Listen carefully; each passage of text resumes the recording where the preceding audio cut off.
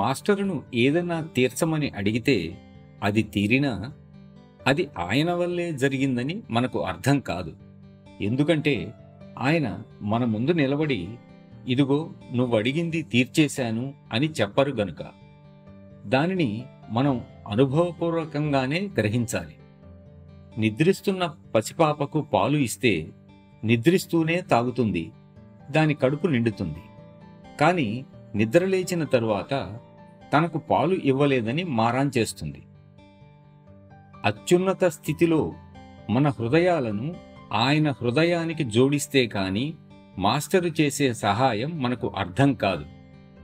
అప్పటిదాకా లేఖల ద్వారాను మాటల ద్వారాను భావ మార్పిడి చేసుకోవటం తప్పదు.